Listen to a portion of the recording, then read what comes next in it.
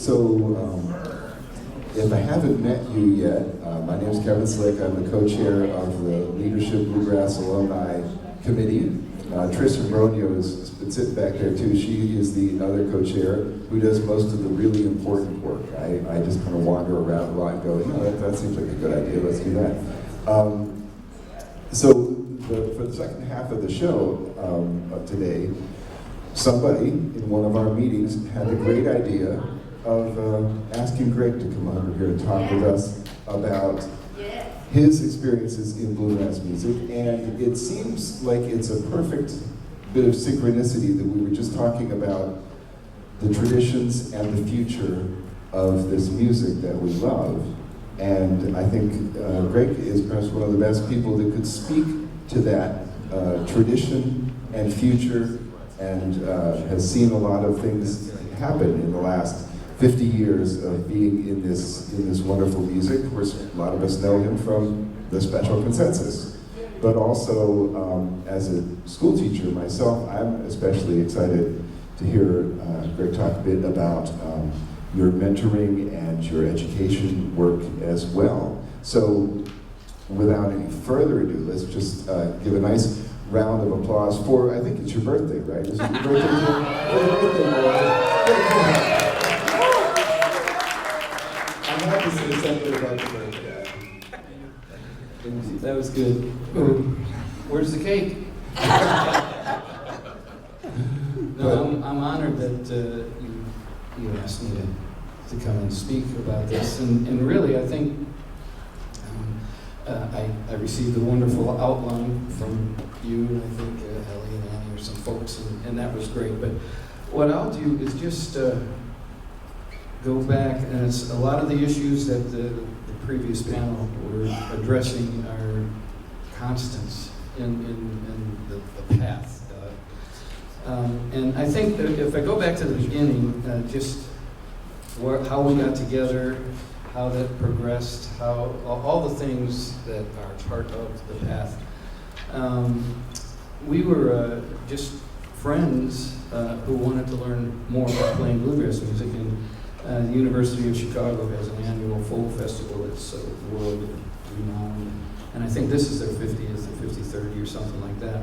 But we would go there to hear that they brought in the real artists, the people from the backwoods, the people that were not so commercially known and that were great at what they did.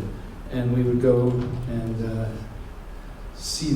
go to the shows, and in between acts, run out to the lobby and play bluegrass music. We'd run in and go see the next act. So it was a thing that started as friends, and pretty soon let's go to somebody's house and do some picking, and then let's have some jam sessions, and then, somebody's friend has a birthday, so let's go play for the birthday party, and it just, it was really actually around 73, 74 that we formed and decided, well, let's just try to play some clubs. Let's just see what that's all about.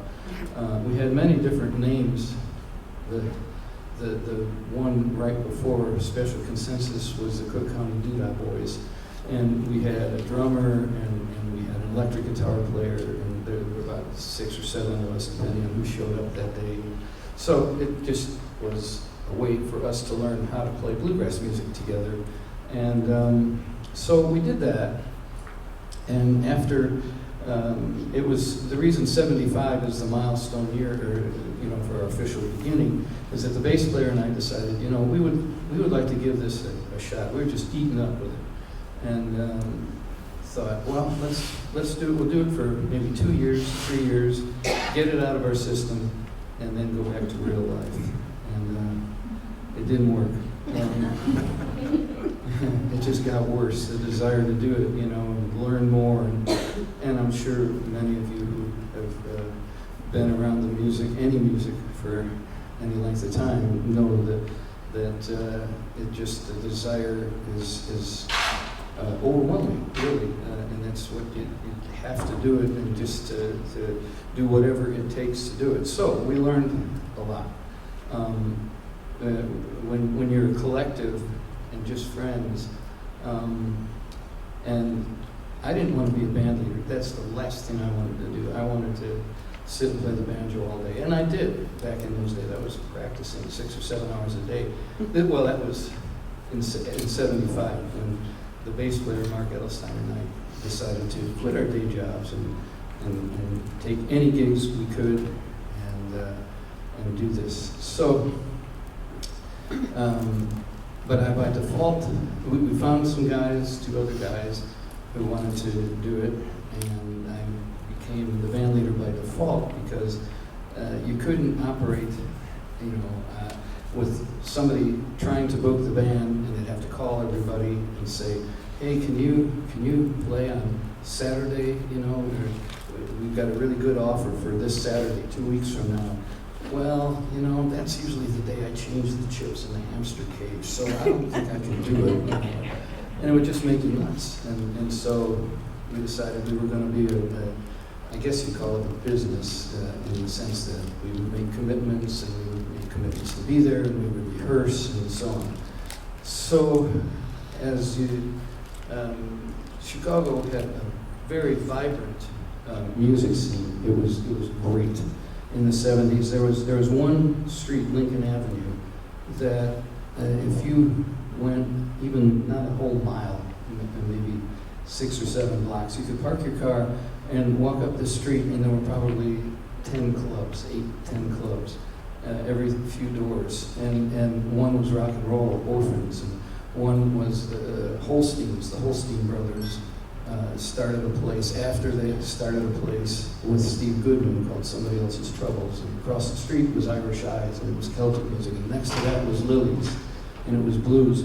So the thing that was really cool about it is that all the local musicians, whether it was heavy metal, they didn't call it that back then, but rock and roll or blues or folk or country or bluegrass, we really supported each other. So at anybody's gig, you would see guys from other bands and play totally different styles of music, but it really was a community, sort of, it just formed by default. It was, not a plan, but it was great. So a lot of the festivals around Chicago had lineups with a very diverse format. It was music. It was a music festival. It wasn't a bluegrass festival, and it wasn't a blues festival. Now, of course, it's a little different, but that was one thing that was very supportive and encouraging for people starting bands and playing music. Then, as you start traveling, how are you going to get there? So we were very fortunate that our bass player and our mandolin player each owned a mini wagon and a Datsun, 2 Datsun station wagons, and we would fill them to the brim so that you would sit with your knees bent up to your chest for hours at a time. Because back we carried sound system and acoustic bass and all the instruments and all the luggage, and we'd be gone for 3 or 4 weeks at a time. And that wasn't easy. And we'd sleep sometimes in rest areas because we couldn't afford to buy hotels. There was a time where we would even take the mattress off the bed in a motel, so 2 guys could sleep on a mattress and 2 guys on the box springs. We did everything to make it work. But we were determined. And I think that has who you were with, and this was mentioned by like CJ and Stephen before, in the previous panel here. You really have to know the people you're doing this with, and really have to have mutual respect and love for the music, and be willing to do what it takes. It was really difficult throughout the 70s and 80s, but before cell phones.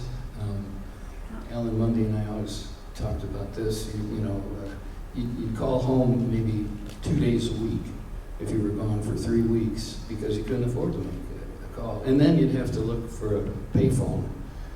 So you might be in Nevada and you're calling a promoter in New York, so it's a different time zone. And he would say, she would say, well, call me at 10 in the morning and we can talk about it. I think I'll be able to let you know. I'm putting the lineup together. And starting at 9:30 while we're riding around in Nevada looking for a pay phone at a gas station and panicking, you know, oh, gotta get to the phone. and then you would get there and make the call at 10:15 or 10:20 and say, oh man, hi, we've just been looking for a payphone and all. And, oh geez, I'm so sorry, I didn't hear from you, and I had this other band and they wanted to do it, and so I just booked them, so maybe next year, you know. So there again, I think the big thing is it's how willing you are to just go with the flow, with the ups and downs, and a lot of what I learned was to just try to stay calm.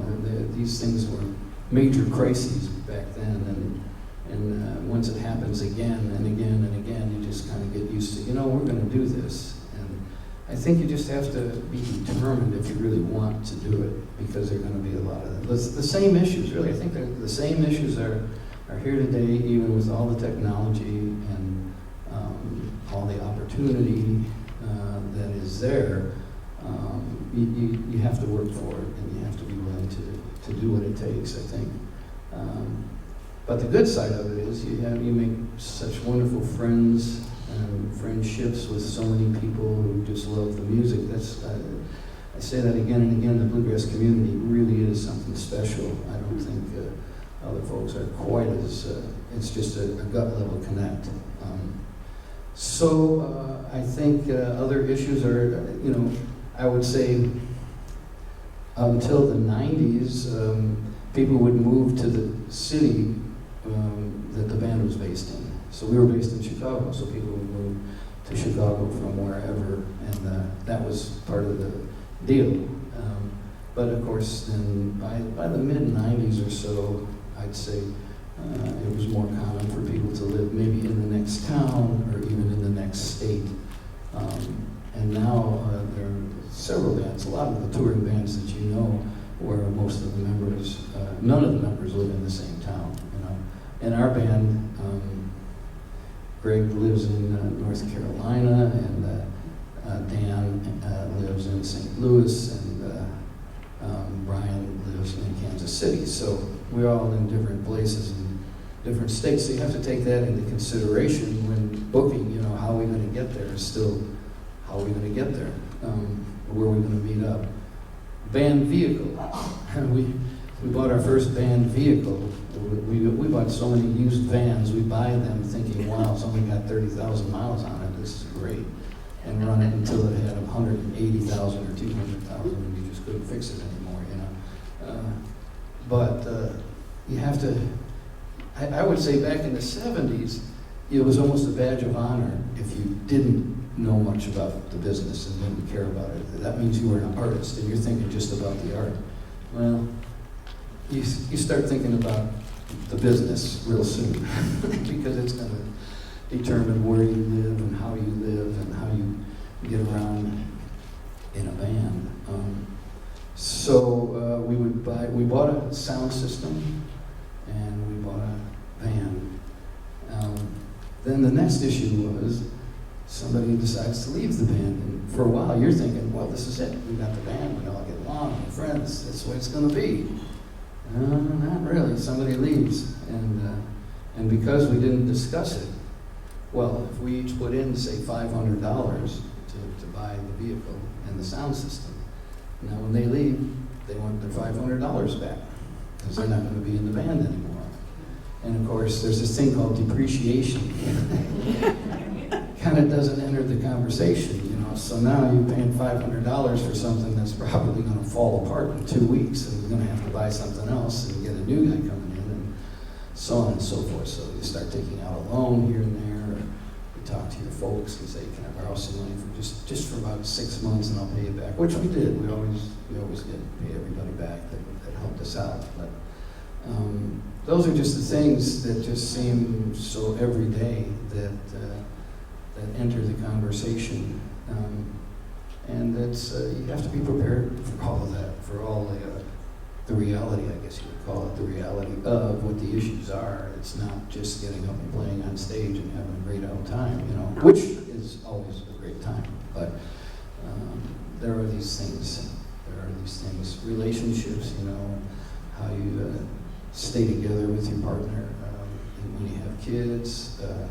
It's you really, it's a 24/7 commitment, that's for sure. And today, maybe it's a little better, I think, with technology and with cell phones were hugely, it was just unbelievable that you could just have the phone in your pocket. You didn't have to drive 50 miles to find the nearest payphone, that helped. But then publicity and advertising and how you promote yourself and how you book yourself, that's all, what the folks before me said is really critical. How you run the business of playing music, especially playing music for a living, I think is you just have to think about all these things, and then make your decisions. On the other hand, there's this, I just heard for the second or third time this great interview with Johnny Cash the other day about how he was turned down by Sun Records like 3 or 4 times, and he was like, well, I'm going to keep coming back until you do something about it, and because I believe in myself. And that struck a chord, you have to really believe that you're going to do this, believe in yourself. There are a lot of times when you feel like, oh my God, I just don't know. I think, that's an overview anyway. The issues, in other words, are the same from day one for me, from the 70s till now, and it's just how you are able to negotiate the whole picture. We have other things that help us do that now. Yeah. So when you were starting, did you have this? Was this part of your business plan? It was like, yeah, in 50 years I'm going to be sitting at IBMA talking with a group of people about what we've done. I read an interview with you where you talked about this idea of always just saying, well, I'll try it for one more year. And yeah. That was, it's because from the first couple of years, when I was only going to do it for a few years, there was always that one big gig. We played the first Chicago Fest, and it was at Navy Pier, which still was the pier that they used to train the military for World War II. It wasn't anything like what it is today. But they had everything. They had all different acts. And it was just great, and the fact that we got in on that was amazing. They had Muddy Waters and just the biggest blues bands and rock bands, and they had Ricky Skaggs in the height of his country days. So there was that, wow, if we did that, surely, we say we played this gig, we're going to get plenty of gigs at that level, and we're good now. Let's raise our price, and let's really, we're good. Well, that didn't happen, but next year, then we played this convention, and oh man, now we're going to get the convention scene because now we're in the mix here, and that really pays well, and then, and then, next year for sure. And, I don't know, you just have to want to do it because that one more year I wasn't even thinking I'd be doing it for 10 years until I was. And then I was doing it 15 years, and then I was like, oh, well, I guess I'm unemployable. And then the other way, so I might as well keep doing it now, I don't know. My dad had his own, CPA firm, and he would do my income tax. My parents were so supportive. And he would do the income tax, and he'd say, how can you live like that? I don't understand, and why? And they were always offering to do this or do that, and I would just say, oh, no, well, I'm okay because I love playing the banjo, and that's all I wanted to do. So, it's hard for me, because I was always saying, one more year, And in 1994, it was a tough year, and I was thinking, I don't know. When my dad retired, he was a really smart guy, and he was looking for something to do. So I said, well, why don't you book the band? We just lost the person who was booking us. And he said, okay, that'd be cool, sure. And he did a great job of booking the band.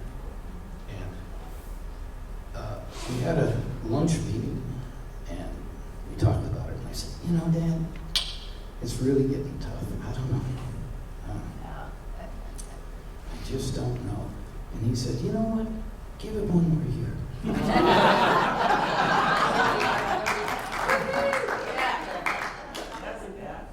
That was great.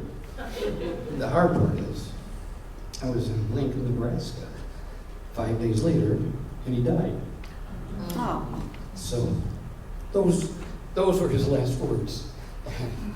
That I have a hard time talking about. So, but then that was it. There was no way I would do anything else after that. So here I am. That's how I got yes, here. thank you. Yeah, that's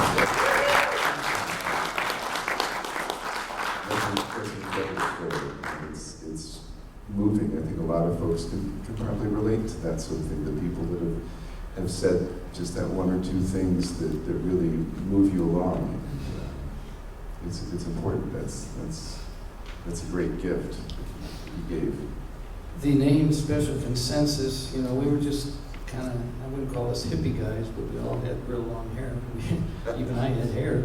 And we read, a couple of us, Carlos Castaneda, I don't know, I'm sure some of you have read those books, but he came out with his first book, and he was doing basically his dissertation.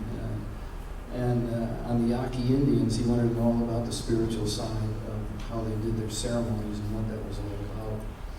And, learned and described it very well in his book, The Teachings of Don Juan, about the good and the bad, the good sorcerers, the bad sorcerers, good and evil, but was in a sort of a spiritual way that he was describing all this. And in the back of the book, the glossary definition of terms, and one of the main thought here that he conveyed was their whole way of being spiritual and living life and what have you was to follow the path with heart.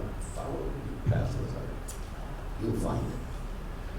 So in the back of the book is the definition of terms, the spot where the place in this world where the good things in the physical world kind of connect in this very special place in the spiritual world. And that spot is called Special Consensus. So that's how we got the name. I love that. That's good. Well, one of the questions that some of the folks from the leadership group suggested was you alluded to the fact that you had the first time a person left the band and you had to get somebody else in. You've had quite a lineup of some of the greats in bluegrass have been a part of the Special Consensus. What's that like, finding new people, maintaining your identity as a band, even though people come and go, and do people have to? Is it like, well, okay, here you are, you kind of have to learn these songs and do them this way, or how much can you grow with when a new person comes in and what they bring in, and still be the same band, I guess, if you are the same band? Yeah, that's what I used to really lose sleep over, was what's going to happen when somebody leaves, and how do you ever replace that person? Well, I think, again, as previous, you have to have mutual respect and really be friends, I think, and have the same goals and have the same perspective on the music. And we, kind of expect people to know some of our repertoire when we have auditions. We'll say, hey, do a couple special C songs, or we can tell them, hey, would you learn this song and sing lead on this one and sing tenor on that or baritone or whatever it is, so we get a feel for the person.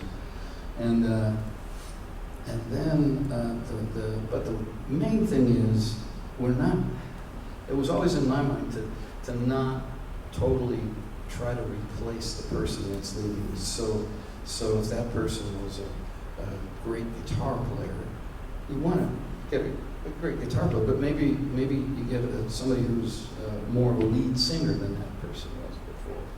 And so you're bringing in somebody with something different, and then you want to integrate that and take advantage of that and integrate that into the sound.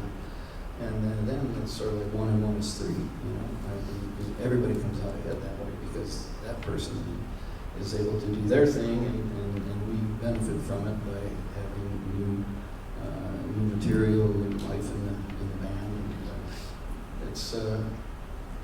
But you really do. Personality has a lot to do with choosing people to be in the band. It's not just the talent. There's some really very talented people who we just, you can tell if they would be a good fit or not, and they can tell too.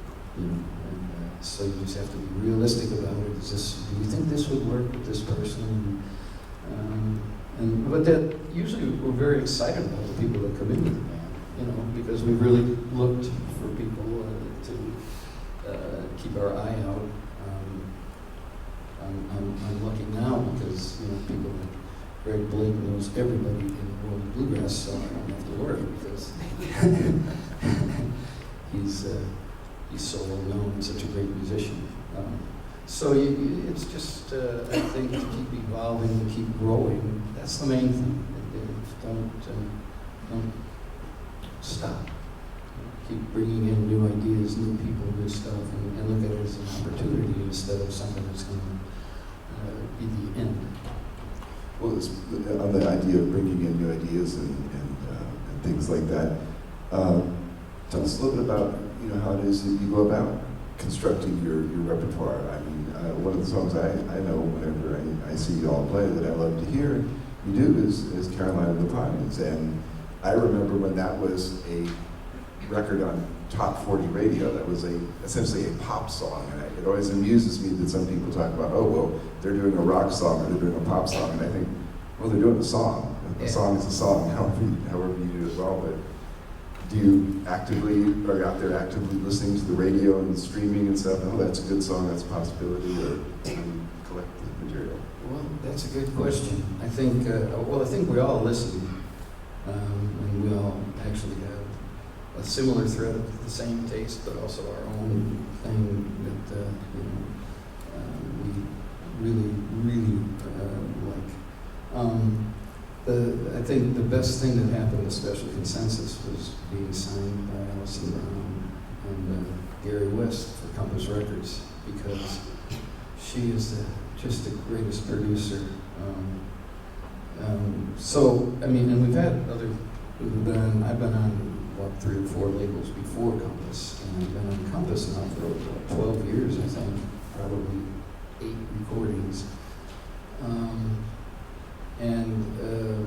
When we signed up, Allison and I were friends before we ever made a commitment like that. And Pinecastle Records, Tom Riggs had fallen, and they didn't think he was going to live, and his son just decided to close down the label. We had a record in the can, and I needed to get it out, and so I was like panicking, and I asked Allison, is there any way would you consider? And they had a few bluegrass, but they're quite eclectic too. Yeah. But anyway, so after time, she said sure. And so our first record, which was our 35, it was called, because it was 35 years in the business for Special C. And we already had the material recorded and all that. But then when we did make the deal, she said, well, I'd like you to record in our studio, because, if you ever saw that documentary about the Hillbilly Central, that's their studio. Where so many great recordings, a lot of John Hartford stuff, all kinds of stuff. The Laser Brothers were the ones who started that studio. So of course I said, well, yeah, sure. But if we do that, would you produce? And she said, I'll get back to you on that. I think so. And because she's still touring at that time, even more than now. Well, now she's moving in. But anyway, so that really helped us because we would go into a session and we would have all the songs totally arranged and chosen. We knew exactly what songs we were going to do. And we would have played them on stage. And just go in and figure, now we're so prepared, we'll get this thing done. Well, with Allison, we pretty much know most of the songs that we want to record. We have no arrangements that we sit around the table in the common area, and she comes in and brings in, coffee cake that tastes wonderful. She doesn't eat any, but we do. And we sit and drink coffee and talk about it. Well, how should we do this song? Well, if so-and-so sings lead, then who would sing what parts? And let's talk about it. And then she'd write out a chart. We have to decide what key we're doing. So just putting it together there, brainstorming, and then we'd go in and record it and come out and say, what if we do this? But her concept that really helped us is that there's no filler song on a record. And every song is almost like an album. So you really think about it. And her thought is that when you're watching a band at a festival or wherever and hearing the music, we're trying to keep the attention of the audience. So, back in the day, if somebody sang the lead, they were the lead singer for that song all the way through. Well, we started changing lead singers sometimes. It was because some of the songs warranted that. It was like a conversation you're having, and so the next guy would sing the next verse and so on. And then maybe sometimes even the people who would come in to play dobro or fiddle with us, because we're just four of us, would kid, okay, how many key changes are we going to have, Allison? That's her big thing is, okay, we'll do this, and then we'll go to this key, and that would be really cool. So we've got some songs where there are 3 or 4 key changes, and a different singer, so that it's in their key to sing lead. So it's interesting, Sometimes we make up a bridge that wasn't even in the song, and just put it in. So that was a real growth thing. It was trying different stuff and try to keep people engaged and keep yourself engaged too by making some of these changes. So I guess it's still always a learning process. It never ends. Well, I like that idea that you're always striving for something to make it interesting, and the idea of every song should be worthy of being there if you're going to take the time to do it. Can you tell us a little bit about some of the work that you've done in education and spreading bluegrass through schools and your mentoring kind of work? Because that seems like a really vital part of this whole thing. And maybe how does that complement what you do on stage as a performer, or is it an adjunct to that? Yeah, I don't know, probably all of the above. That started back in the early 1980s. I had a lot of teacher friends, and one of them said, "Hey, would you come into my classroom? These kids probably have never seen a banjo, would you come in and just play a few tunes?" "Oh yeah, sure, And then, of course, the teacher in the room next door was, "Well, hey, would you come to my class next week?" Because if it was a banjo, they could hear it next week, I'm sure. It's not even plugged in. So then I started asking our guitar player at the time, "Would you come in and just do it?" And that was Chris Jones, and he was all about it. "Yeah, that'd be great to get the kids fired up about it." And it just one thing led to another, and then we'd go in with the whole band, and then pretty soon it was like, well, if we're going to keep doing this, maybe we could have a real program, and maybe we could even get paid to do this, So I went to the library, which translated today as the internet, but it was a library there, and just read and just put together a thing, and we called it the TAM program, Traditional American Music Program.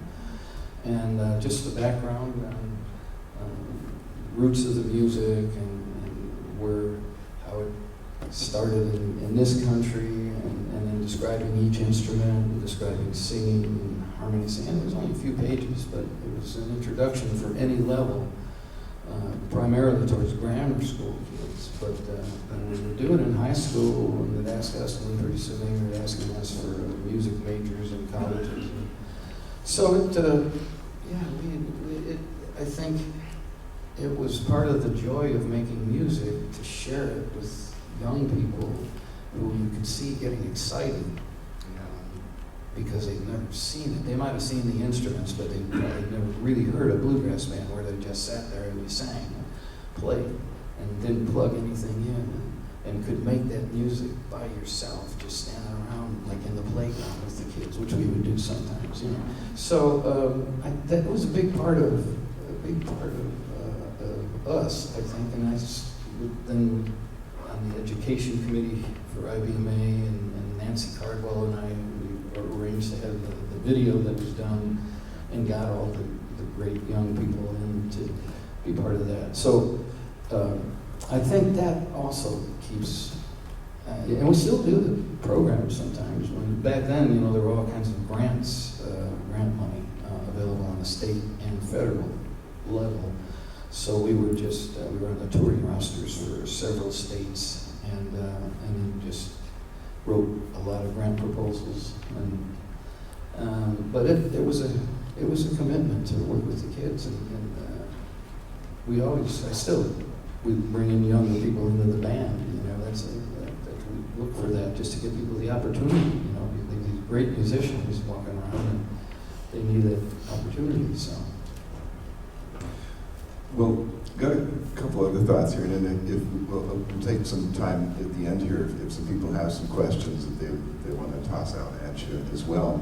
And if there's any of the areas, because we talked a little bit about some different things you might want to touch on that you would like to share, please do. But I loved one of the questions that someone had submitted was, what advice would you give to the 25-year-old Greg? Like if we could do a little Twilight Zone action here where you go back and speak to your younger self. Is there anything that you would say to that younger Greg? Well, probably just keep the faith, you know. There were times it was just, it felt overwhelming, like you're alone, you know, in this, and you're not. And I think just believe in yourself, and if you really want to do it, and you think, you know, this is who I am, and I think I can do this. I think that's a big thing. Just stay the course, and don't. I mean, I lose so many nights' sleep when our little bus was in the shop, or when we had a big wreck, which we did, or when somebody was leaving, and we were not only great as a band, but great friends, and you weren't going to get to hang out anymore, and you know, just all the things that happen in a band. So I think the message is, just keep the faith, and if you're staying on the path with heart, it'll work. Yeah. Well, great teacher Joseph Campbell always said, "Follow your bliss." So it's kind of right, exactly. That's that idea. Does anyone have some questions you'd like to toss out? Maybe throw the mic out into the crowd there if anyone has anything that they would like to ask. They just want to hear you tell stories, I think. Oh my. Sure. Oh, okay. What is your advice for the actual process of finding new band members? Like, where do you start looking? How do you do the audition process? What specifically are you looking for in a new band member? Because you've really kept like a consistent, high quality project going for so long. I knew you'd ask a hard question. Way to go, Ellie.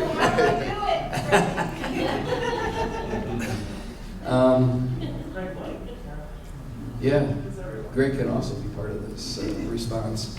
I think well, we subtly put the word out. First of all, we talk about, hey, what are some of the young folks you've seen on the scene, or the newer bands, or maybe somebody who's back in the business, or just who's out there. And it's just a very informal, just, hey, what do we think?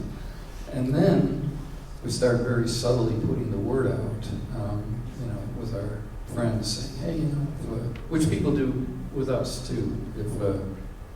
If you hear of a mandolin player that might be looking for work, somebody who's been doing it, or who does it, or is good and could do it, let us know. We kind of do that, and then we're always looking at new bands, young bands we haven't seen, just for that reason, to kind of scope out who's there, just because we want to be informed and enjoy seeing the new configurations. But it's, and we do have, then we usually choose just a few people for auditioning, and we'll tell them, ask them to do this song or that song, whatever, so we can see how the voices blend.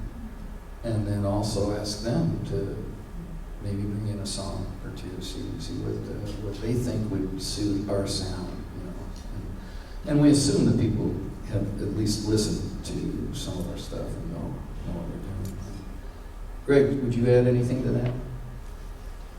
Well, I think you mentioned even earlier that what really helps a candidate who might be applying for the job, when they come in to the to the audition, if they've done their homework, especially on the older special C repertoire, and that says something not only about how they want to perform at that particular occasion with the audition, but that says also something about their general work ethic.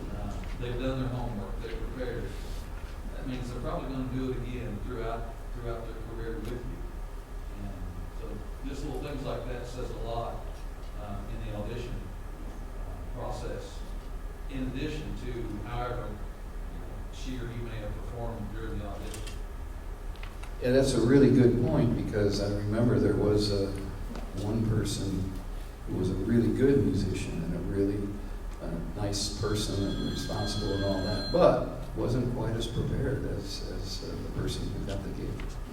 And it was just, it's that little thing too. It boils down to be prepared. Yeah.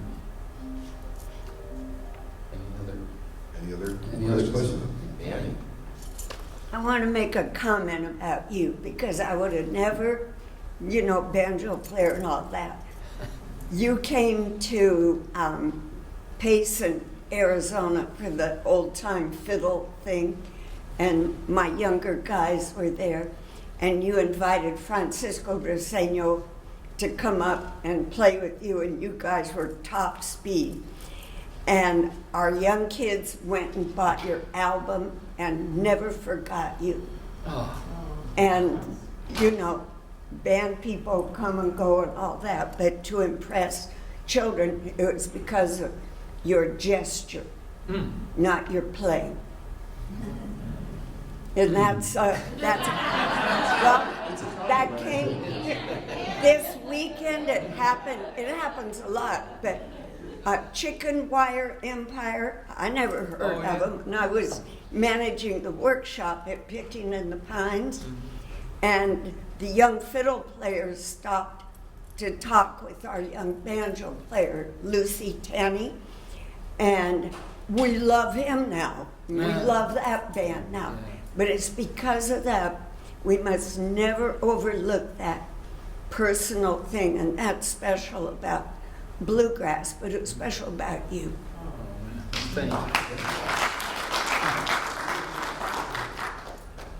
Uh-oh, Ellie. I also have a comment, not a question. You were at my very first professional bluegrass gig, as was Greg Blake, and I got to jam with you guys with like Rick Ferris and Dustin, and it was very encouraging to me as a young artist, and you've been very encouraging for my whole career, and I want to say thank you. No.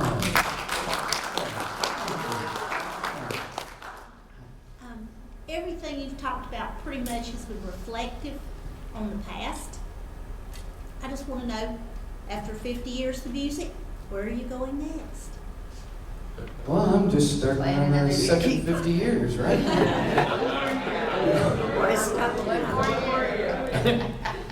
That is where I'm at, is one more year. You know, and the 50 years, it's just, I can't understand how that happened. I mean, you know, we're always thinking 3 weeks, 4 weeks from now, where we're going to be and how we were going to get there, you know, or when are we going to add these songs. We have to learn the songs off our records after we record them, because when we walk into the studio and then when we walk out, they're a whole different thing, and it's just like listening to somebody else to learn our parts. And so we're constantly trying to add something from this recording or that recording, especially when we have a new recording now, which we do, that came out in June. So it's always in motion, it's always growing. So it feels to me like it's the growth thing, you know, that we just stay on top of it and try to all grow individually as well as a band. But if I were asked now, how long have I been doing this? I'd probably say, I don't know, 25 years, maybe 30. 50 is mind-boggling to me, because the time just keeps going by year. But that one more year, that's about it. One more year. Well, we got time, I think, for one more, and I see Joe there with his hand up. I've known this for a long time. You are the special in Special C. Yes.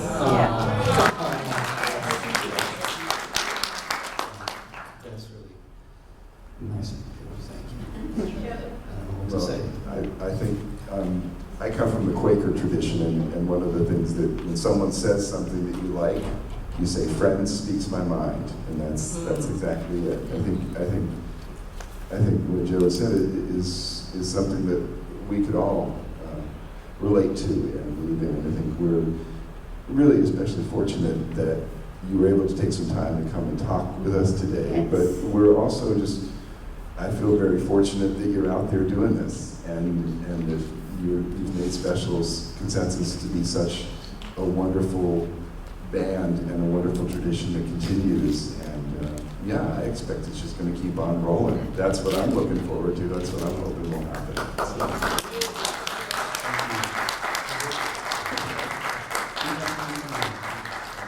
Well, we do need to make way for the next thing that's coming in here, but I'm sure people can find you and ask you all the other questions that have come up at some point.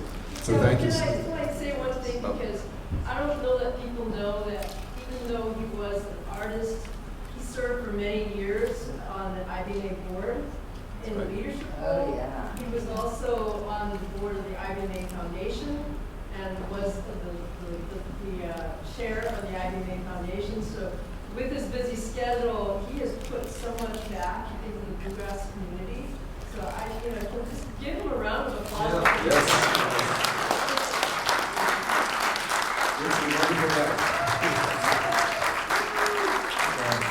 Thank you.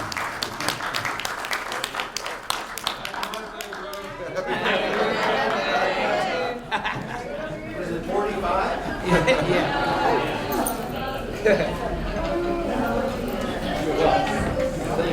Thank you so much.